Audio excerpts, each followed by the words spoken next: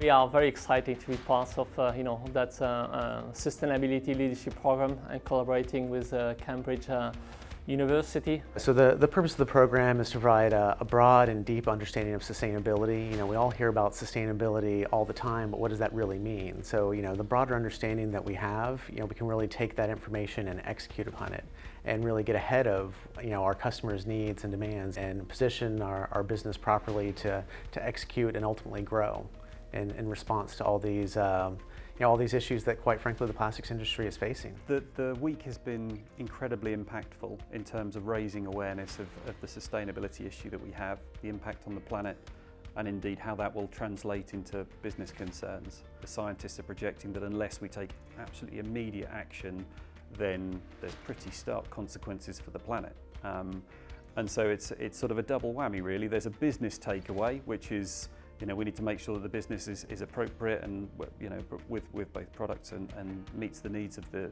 customer and so on, but also a personal takeaway in terms of talking to my family about what I've learned and how it will potentially impact them and how we need to make the right choices for ourselves as well.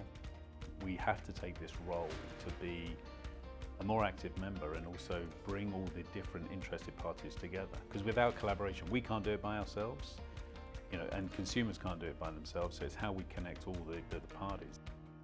I think the company's got a huge role to play, and what we've seen over the last couple of days has perhaps brought even more focus to that. We are a market leader, so we have a role to play in this very important topic. We need to be ahead of the game, and we need to start acting now. We need to invest in circularity, in recycling. So yes, we need to be proactive and getting ahead of the game. And what I'm really energised about in the possibility of doing more on that is really to keep control of that material and somehow find business models which allow us to take it back at the end of its life, recycle it and put it back into the products that it's come from. As Barry, we are a leader in a number of product categories that we're actually supplying to the market.